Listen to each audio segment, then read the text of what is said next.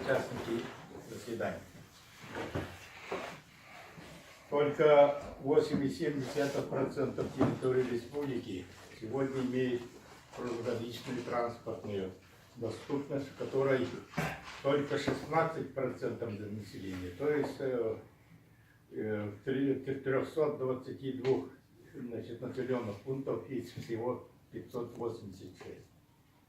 Наиболее серьезные проблемы сложились с транспортом обслуживания населения, проживающего в арктической зоне республики, где связь с отдаленными поселками и наследами традиционно осуществляется воздушным транспортом, речными судами и наземной вездеходной техникой. Основной объем грузов в республике сегодня завозится короткий навигационный период и речным транспортом, доля которого в грузообороте составляет 60%. При этом транспортная составляющая в затратах на производство продукции составляет более 40%, что в конечном итоге приводит к снижению конкурентоспособности продукции местного производства, к росту цен и тарифов. Ввиду неблагоприятной гидрологической обстановки на арктических реках в последнее время ежегодно возникают проблемы по своевременной доставке грузов в северные районы республики.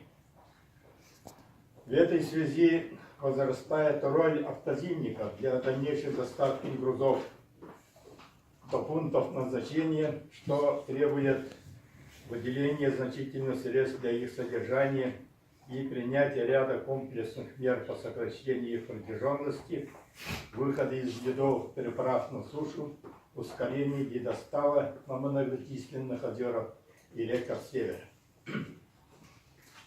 Северяне и общественность республики помнят срыв в заводе жизнеобеспечивающих грузов Ендигильской группы улусов летней навигации 2013 года, когда население этих улусов оказалось на грани замерзания и выживания. И как следствие этого, для обеспечения гарантированной доставки народно-хозяйственных грузов автомобильным транспортом в зимнее время в августе 2014 года по предложению Госсобрания нашей республики и правительства было принято распоряжение главы республики о создании казенного предприятия «Дороги Арктики» для Янской, Ндигирской и Колымской группы улусов. Позднее замерзание ледового покрова автозимников из-за аномально снежной и теплой зимы 2016-2017 годов дополнительно скрыла проблемы деятельности сезонных автодорог в арктической зоне республики, для устранения последствий которых были объявлены чрезвычайные ситуации в ряде улусов, предприняты затратные экстренные меры по жизнеобеспечению. Это доставка топлива, комбикормов, продовольствия, создание условий необходимого передвижения населения. Эти меры потребовали выделения дополнительных финансовых средств, не предусмотренных в бюджетном законодательстве.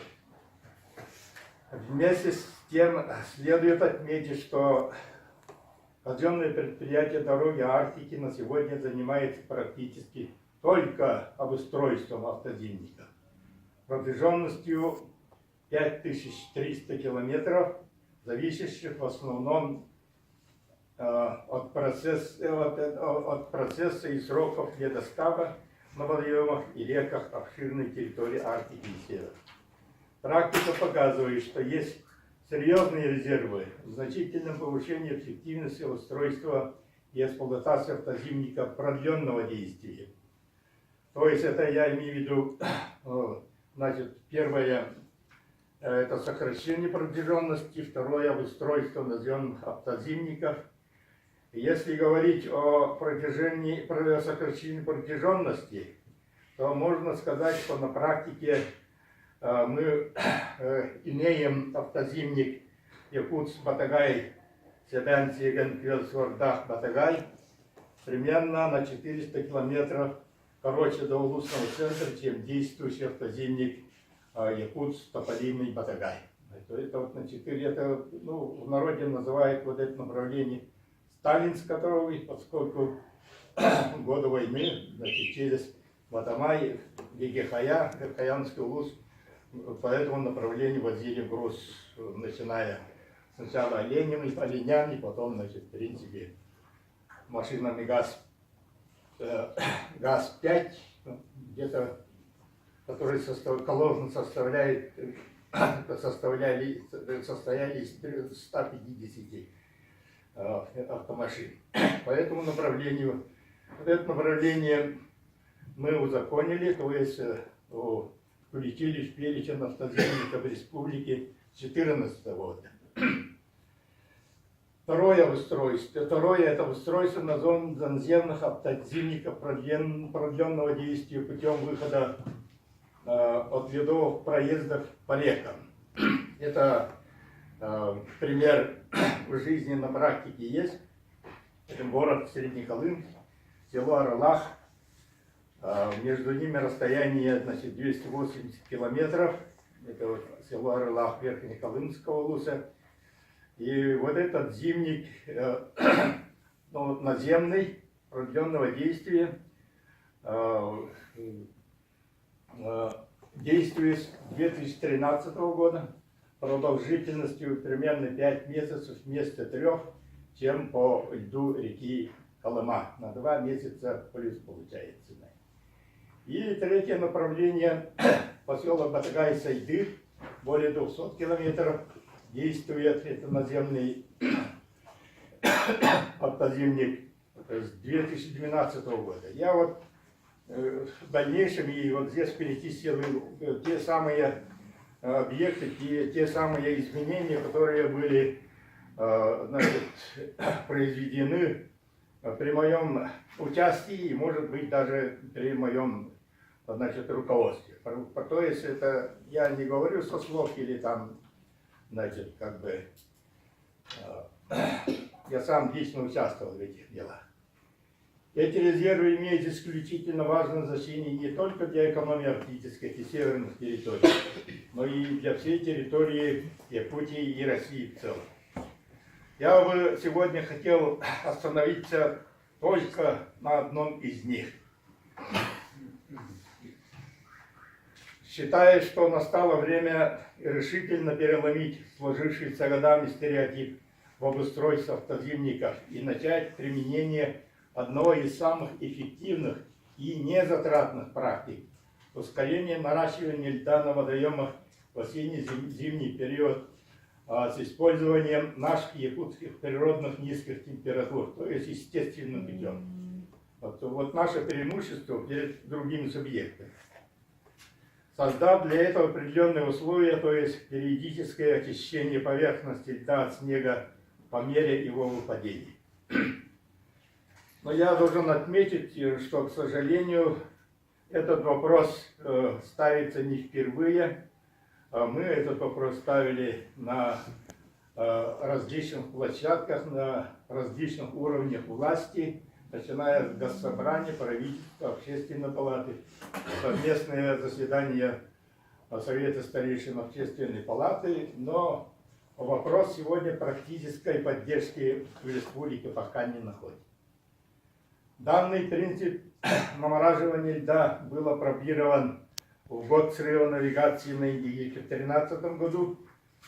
Вот, и я этим процессом сам руководил, когда дорожникам пришлось заниматься срочным задействованием автозимников в Сианском и Абыйском улусах, где были применены снегоходы «Буран» для ускорения естественного роста толщины льда за счет уплотнения снежного покрова на Индигирке и озерах. В результате автозимники были открыты для перевозки в первую очередь грузов жизнеобеспечения на 2 месяца раньше относительно вступления в срок.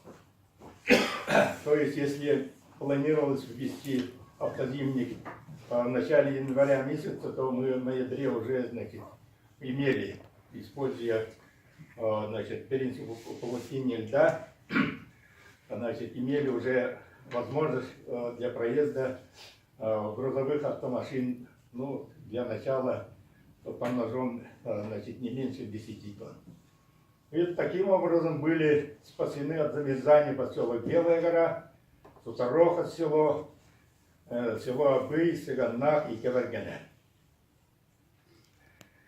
Дальше, в качестве одного из практических мероприятий в части инновационного развития вышеуказанной практики в Абыйском улусе стал проект, разработанный в результате консультаций магистратов автодорожного факультета СВФУ.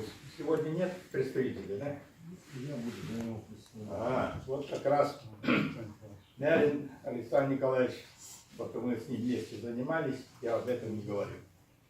Данный проект адаптации рысаний Нерпа для ускорения начала эксплуатации ледовых переправ автозимников стал одним из победителей второго этапа третьего дальневосточного конкурса «Я инженер». Но и рысание амфибия Нерпа отечественного производства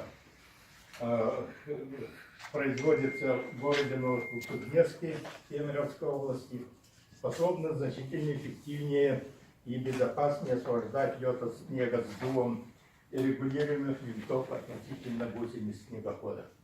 Но в раздаточных материалах у вас, наверное, об этой нерпе есть информация.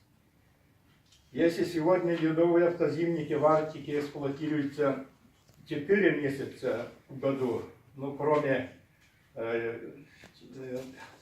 чем на реке Колыма, где, значит, в Колыме автозимник эксплуатируется по ряду причин только 3 месяца, то ускорение ледостава даст возможность продлить действие автозимников до 5,5 месяцев и более. Это даст серьезный прорыв, даст толчок в ускорении социально-экономического развития территорий, значительно отстающих от среднереспубликанского уровня развития. Безусловно, решение поставленной проблемы своевременной доставки грузов в арктические улусы зависит от эффективности деятельности в следующих направлениях. Первое – это реализация стратегии развития арктической зоны Российской Федерации и Республики Саха-Якутия.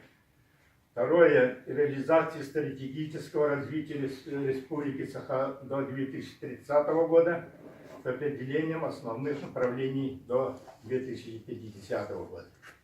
Третье – государственное регулирование вопросов дорожной автотранспортной деятельности, авиации и речного транспорта. И четвертое – взаимодействие экологических, транспортных, дорожных и снабженческих служб для регулирования завоза грузов в условиях глобального потепления климата, что ведет к сокращению срока действия автозимников. Также следует иметь в виду, что в Федеральном законе об автомобильных дорогах и дорожной деятельности отсутствует понятие «сезонные дороги». В связи с этим при распределении необходимых бюджетных трансфертов из федерального бюджета применяется понижающий коэффициент в целом по всей России только на 1/4 часть или 25% от нормативного финансирования протяженности автозимника. Это уже сколько лет длится, когда я был генеральным директором с того времени, лет 10-15 уже. По итогам обсуждения повестки заседания комиссия предлагает: первое. Государственное собрание Тюмень и Республики Саха-Якутия организовать разработку законопроектов и выйти законодательной инициативой Государственной Думы Российской Федерации по внесению изменений и дополнений в следующий федеральный закон. В федеральном законе об автомобильных дорогах и дорожной деятельности в части введения понятия сезонной автомобильной дороги. Включение в проект федерального закона о развитии арктической зоны Российской Федерации понятие сезонной автомобильной дороги в арктической зоне, которым отнести автозимники как элемент дорожной сети, обеспечивающей жизненно важные перевозки грузов и пассажиров между населенными пунктами субъектов зоны Российской Федерации, а также норм и регулирующих вопросы развития придорожного сервиса сезонных автомобильных дорог. Второе. Правительство Республики Саха-Якутия поручить соответствующим министерствам разместить государственный заказ на проведение научных исследований по таким примерным темам. Первое. Логистика и объемы доставки народно-хозяйственных грузов в северо-якутскую зону. Второе. Совершенствование товародвижения и рационализация схемы завоза в арктические и северные улусы.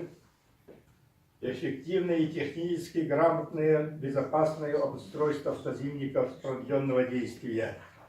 И в будущем, как продолжение строительства и эксплуатации автодорог круглогодичного действия.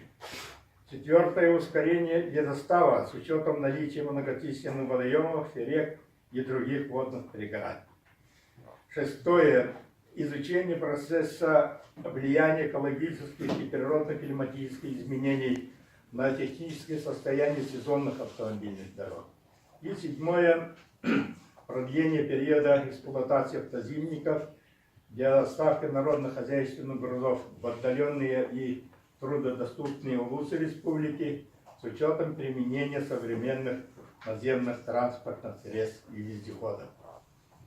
Кроме этого, Общественная палата предлагает изучить вопрос создания специального подразделения Сибирского отделения Академии наук Российской Федерации или Якутского республиканского научно-исследовательского центра. Возможно, необходимо создать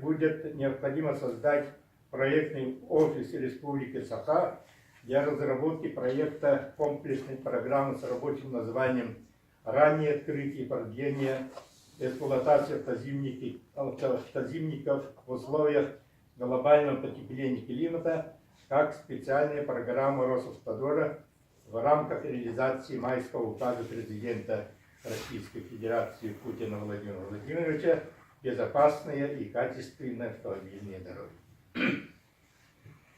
Третье. Министерство транспорта и автомобильного хозяйства Республики Саха совместно с Государственным комитетом по обеспечению жизнедеятельности населения и администрации Авыйского улуса принять на себя организацию проведения экспериментально-испытательных работ по использованию аэросанем Фибинерпа для ускорения ледостава на реке Лена